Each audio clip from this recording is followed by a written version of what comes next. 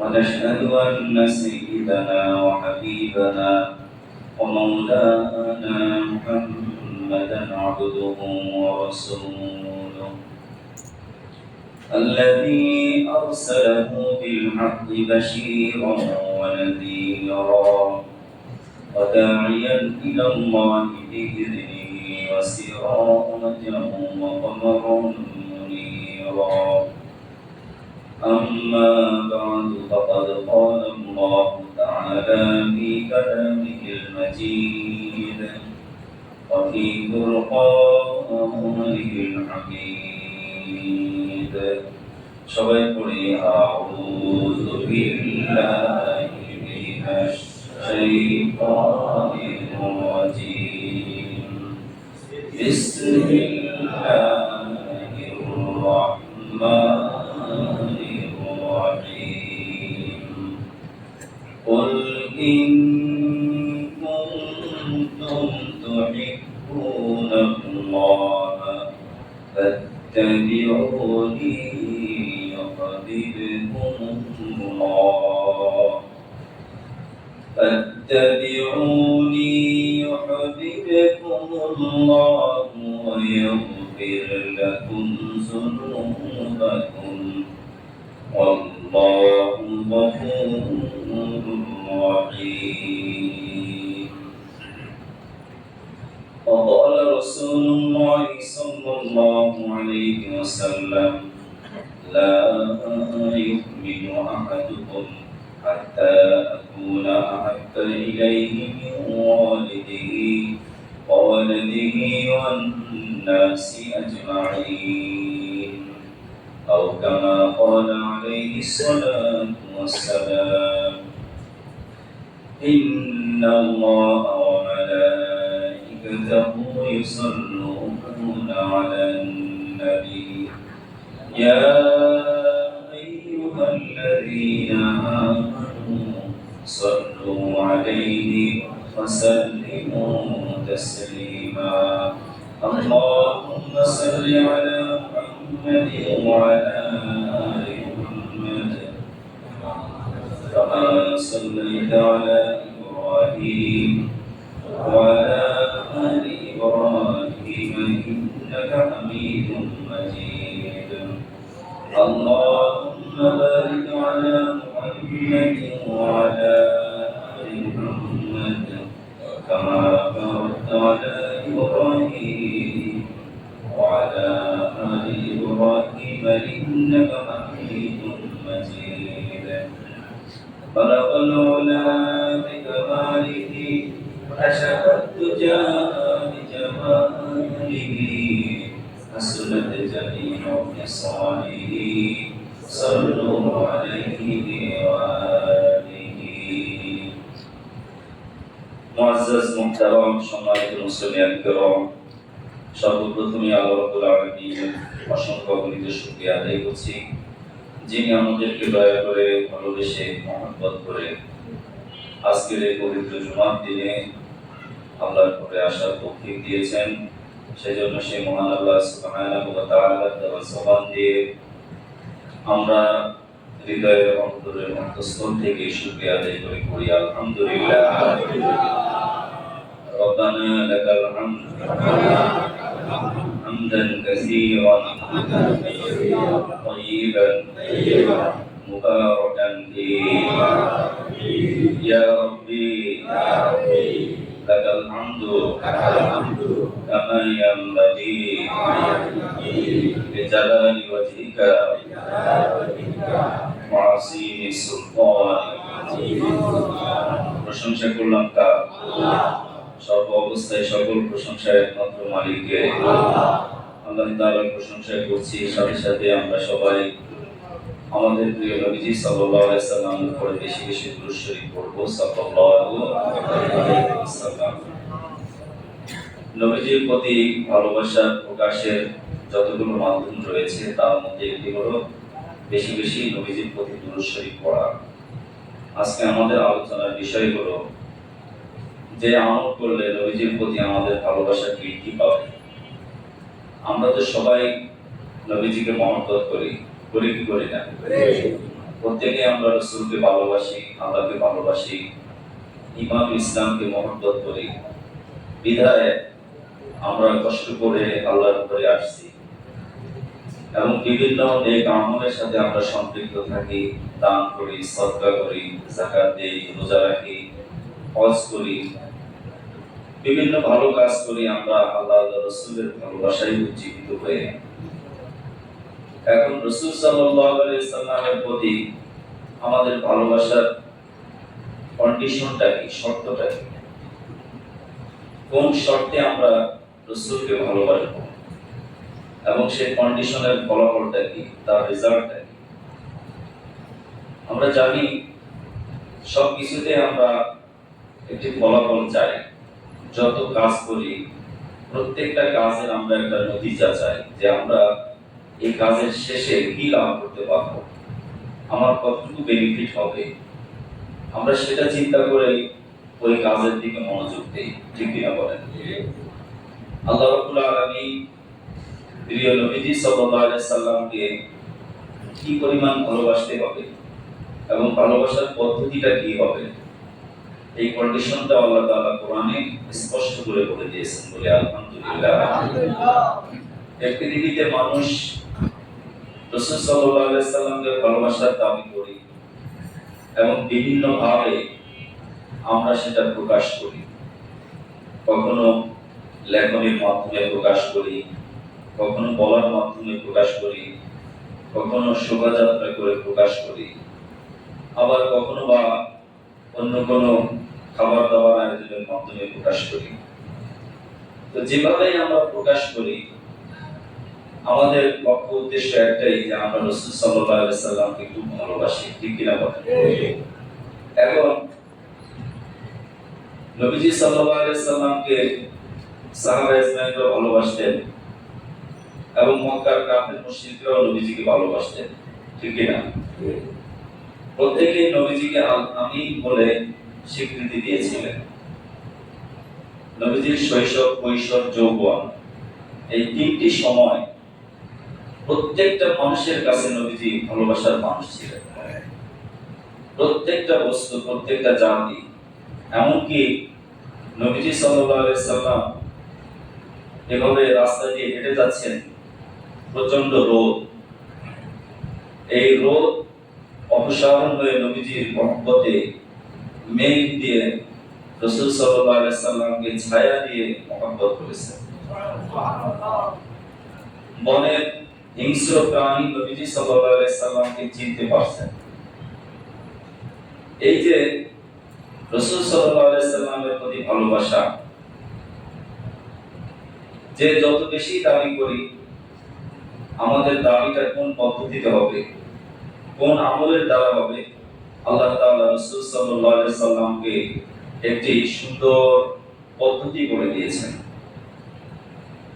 রাসূল করিম সাল্লাল্লাহু আলাইহি সাল্লামকে আল্লাহ তাআলা বর্ণনা করে বলেন, কুল ইন কুনতুম তুহিব্বুনাল্লাহ, হে রাসূল আপনি বলে দেন, ইন কুনতুম তুহিব্বুনাল্লাহ, যদি তোমরা আল্লাহ রাব্বুল আলামিনকে ভালোবাসো বা ভালোবাসার শর্ত দাও, ফাত্তাবিউনি, তাহলে এই শর্ত হলো সবার আগে ফাত্তাবিউনি, আমি রাসূলকে তোমরা অনুসরণ করো। এটা কার কথা? আল্লাহ। কাকে উদ্দেশ্য করে বলেছেন? আল্লাহর হাবিবকে। আল্লাহ রাব্বুল আলামিন বলেন, আপনি মানুষকে বলে দেন, যারা আল্লাহকে ভালোবাসো এবং আল্লাহকে ভালোবাসার দাবি করো, প্রত্যেক দাবিদারদের কাছে আমার প্রথম কন্ডিশন হলো ফাত্তাবিউনি, আমি রাসূল সাল্লাল্লাহু আলাইহি সাল্লামকে পুরোপুরি জীবনের সর্বক্ষেত্রে, তোমার জন্ম থেকে মৃত্যু পর্যন্ত একেবারে সকল ক্ষেত্রে আমি রাসূল করিম সাল্লাল্লাহু আলাইহি সাল্লামকে অনুসরণ করব। এই অনুসরণ হলো এক নম্বর শর্ত আল্লাহর ভালোবাসার দাবিদারদের জন্য। কয় নম্বর? এক নম্বর শর্ত। দ্বিতীয় নম্বর শর্ত হলো, যদি কোনো ব্যক্তি প্রকৃতপক্ষে রাসূল সাল্লাল্লাহু আলাইহি সাল্লামকে মহব্বত করে, ভালোবাসে, তাহলে তার ভিতরে যে চিহ্নগুলো বা যে প্রতীকগুলো আমরা দেখতে পাবো, যে আলামতগুলো সে প্রকাশ করবে বা যে চিহ্ন দেখে আমরা বুঝবো যে ইনি একজন প্রকৃতপক্ষে নবী প্রেমিক, নবীর প্রতি তিনি খুব ভালোবাসা রাখেন, রাসূল করিম সাল্লাল্লাহু আলাইহি সাল্লামকে খুব বেশি ভালোবাসেন। তো সবার আগে আমরা দেখতে পাবো রাসূল করিম সাল্লাল্লাহু আলাইহি সাল্লাম মা আতাকুমুর রাসূলু ফাখুযুহু ওয়া মা নাহাকুম আনহু ফান্তাহু। তিনি আমাদের জন্য যে আদর্শ রেখেছেন, আদর্শ নিয়ে এসেছেন, আমাদের জন্য যা কিছু তিনি রেখে গেছেন সেটাকে ফাখুযুহু, সেটাকে ওই ব্যক্তি যত বেশি পরিমাণে ধরে রাখবে, তার কথা আচরণ, তার পরিবার পরিজন, দেশ সমাজ রাষ্ট্র সর্বক্ষেত্রে যে যে পরিমাণ রাসূল সাল্লাল্লাহু আলাইহি সাল্লামের প্রতি ভালোবাসা পোষণ করবে, ঠিক ওই ব্যক্তিকে আল্লাহ রাব্বুল আলামিন ওই পরিমাণ ভালোবাসা দিবেন এবং তাকে মাফ করে দিবেন। তো কন্ডিশন সবার আগে ভালোবাসাটা কি পরিমাণ সেটাই দেখার বিষয়, ঠিক কিনা বলেন? ভালোবাসাটা যদি সুপারলেটিভ ডিগ্রির পর্যায়ে হয় তাহলে আল্লাহর ভালোবাসাও ঠিক সেইভাবে সে পাবে। ভালোবাসাটা যদি স্বাভাবিক হয় আল্লাহর ভালোবাসাটাও সে স্বাভাবিক পাবে। ভালোবাসাটা যদি নেকি হয়, জাস্ট শুধু লৌকিকতা, মানুষ দেখানো, শুধু সিম্পল প্রতীকী ভালোবাসা, প্রকৃতপক্ষে তার ভিতরে নামাজ নাই, প্রকৃতপক্ষে তার ভিতরে রাসূলের প্রতি দুরূদ নাই, প্রকৃতপক্ষে সে রাসূল সাল্লাল্লাহু আলাইহি সাল্লামের যেগুলো আদর্শ সুন্নাহ সেগুলো তার ভিতরে নাই, তাহলে আমরা ধরে নেব, আমরা স্পষ্টতই বুঝতে পারবো যে এই ভালোবাসাটা আসল ভালোবাসা নয়, ঠিক না? এটা নকল ভালোবাসা।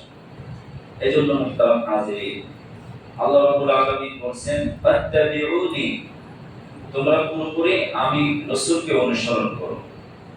তো রাসূল সাল্লাল্লাহু আলাইহি সাল্লামকে কোন ব্যক্তি যদি অনুসরণ করে, অনুকরণ করে, তার এই পার্থিব জীবনে দুটি লাভ হবে। কয়টি লাভ? দুটো লাভ একেবারে স্পষ্ট আল্লাহ তাআলা বলে দিয়েছেন। এক নম্বর হলো ইউহিব্বুকুমুল্লাহ, যে ব্যক্তির প্রতি রাসূলের প্রতি মহব্বত থাকবে, যে ব্যক্তির মনে রাসূলের প্রতি সবচেয়ে বেশি ভালোবাসা থাকবে, আল্লাহর ভালোবাসা তার সাথেই থাকবে। আল্লাহর ভালোবাসা তার কার সাথে থাকবে? যার মনে রাসূলের প্রতি ভালোবাসা থাকবে। তো রাসূলের প্রতি ভালোবাসার যার যে যত পরিমাণ বেশি থাকবে, আল্লাহর ভালোবাসাও তার প্রতি তত বেশি থাকবে।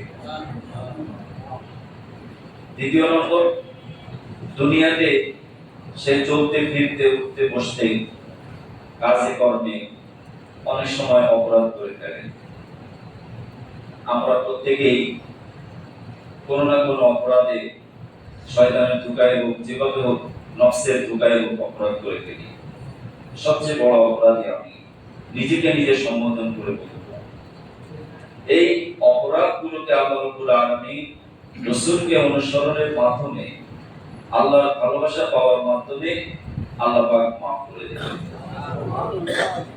বোঝা গেল কোরআনুল কারীমের এই আয়াতকে যদি আমরা একটু গভীরভাবে উপলব্ধি করি, একটু চিন্তা করি যে রবিউল আউয়াল মাস নবীজি দুনিয়াতে আসছেন, নবীজির জন্ম বৃত্তান্ত এটা অত্যন্ত সমৃদ্ধ। নবীজির জন্মের ইতিহাস বক্তাগণ বিভিন্ন সেমিনারে ওয়াজ মাহফিলে বলছেন, লেখকগণ লিখছেন, সাহিত্যিকগণ সাহিত্যের ভাষায় বলছেন, উপন্যাসকগণ উপন্যাসের ভাষায় বলছেন। যে যেভাবেই বলছেন, প্রত্যেকের লক্ষ্য উদ্দেশ্য একটাই, আল্লাহ আল্লাহর প্রতি তাদের ভালোবাসা প্রকাশ করা, ঠিক কিনা বলেন? অন্য কোনো উদ্দেশ্য আছে? যদি থাকে তাহলে সে আল্লাহর ভালোবাসা পাবে না, তার গুনাহ মাফ হবে না। তাহলে কন্ডিশন, একটা শর্ত যদি পাওয়া যায় জাযা পাওয়া যায়, আর শর্ত না পেলে জাযা বা ফলাফল পাওয়া যাবে না। এজন্য আমরা কোন আয়নায় বা কোন মানদণ্ডে, কোন দাড়ি পাল্লায় আমরা এটা মাপবো? রাসূলের প্রতি ভালোবাসার মাপবো কোন দাড়ি পাল্লায়, কোন আয়নায় বা কোন মানদণ্ডে? সেটা মাপার জন্য আল্লাহ রাব্বুল আলামিন বলে দিয়েছেন, কুল আতিউল্লাহ ওয়া আতিউর রাসূল, যে হে রাসূল আপনি বলে দেন যে তোমরা আল্লাহ এবং তার রাসূলের ইতাআত করো, অনুসরণ করো। যদি আল্লাহ এবং আল্লাহর রাসূলের ইতাআত অনুসরণ করতে পারো, লাআল্লাকুম তুফলিহুন, তাহলে অবশ্যই তোমরা সফল কাম হবে। সুবহানাল্লাহ। তো মানদণ্ড হলো যে রাসূল সাল্লাল্লাহু আলাইহি সাল্লামকে যারা ভালোবাসছেন তাদের জীবনকে একটু দেখা, তাদের জীবনকে একটু পর্যালোচনা করা। বাবার সন্তান 5 জন 6 জন, 5 জন 6 জনের প্রতি বাবা মায়ের ভালোবাসা সমান থাকে, প্রকাশ করার ক্ষেত্রে একটু তারতম্য হয়ে যায়, হয় কি হয়? আবার এই সন্তান বাবা মায়ের প্রতি দায়িত্ববোধ, বাবা মায়ের প্রতি ভালোবাসা বোধ বা তাদের যে আন্তরিকতা, এটা প্রকাশেও তারতম্য থাকে। বড় সন্তানের একটু বেশি থাকে, মেজ সন্তানের তার চেয়ে একটু কম থাকে, বা কোনো কোনো ক্ষেত্রে ছোট সন্তানের বেশি থাকে। এইভাবে কম বেশি আছে না? অবশ্যই আছে।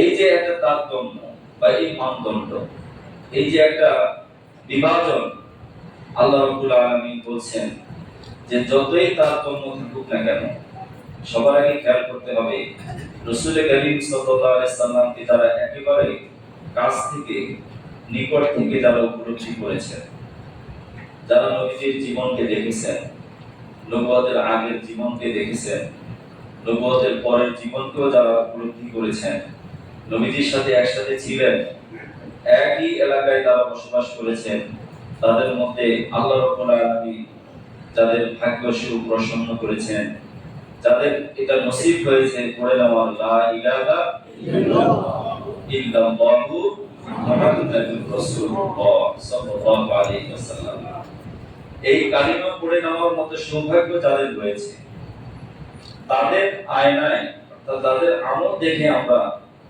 এটাকে মাপবো যে রাসূলের প্রতি তাদের ভালোবাসাটা কোন সিস্টেমে ছিল, কিভাবে তারা রাসূলকে ভালোবাসতেন। আমি আমার নিজের মতো করে যদি আল্লাহ রাসূলকে ভালোবাসি কিন্তু সাহাবা ইসমাইলদের পদ্ধতি না, তাহলে সেটা কি প্রকৃত ভালোবাসা হবে? কোনোদিন হবে না।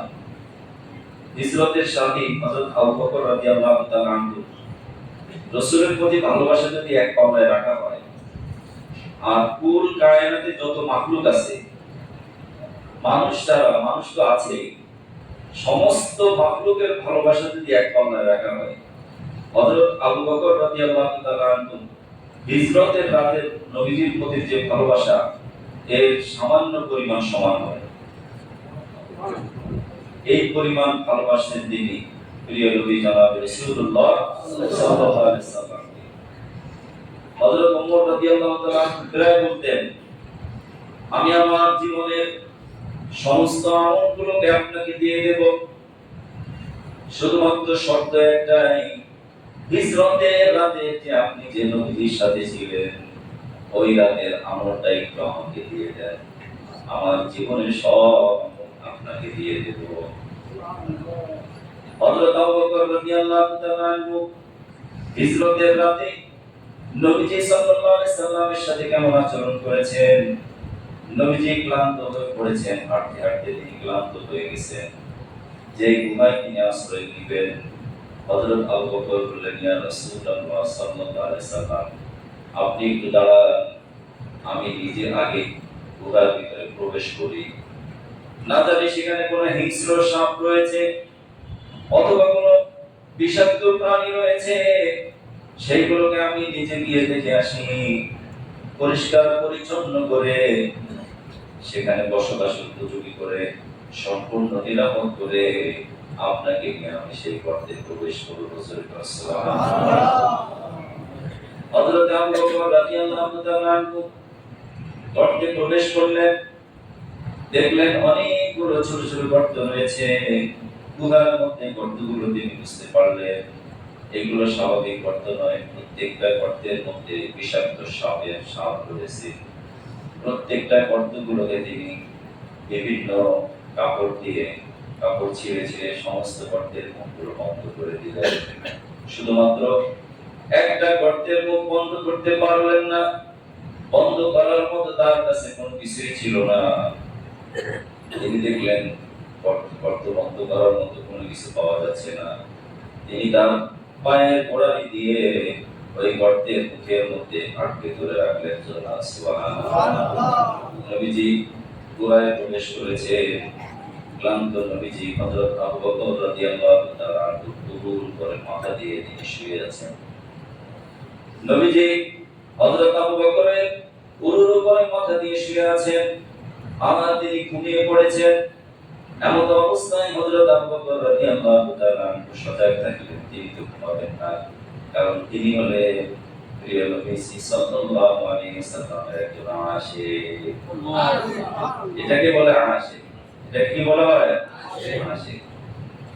রাসূল আমার ভালোবাসা, রাসূল আমার আশা, রাসূল আমার প্রেম বিরহের মূল আলোচনা, রাসূল আমার কাজে কর্মে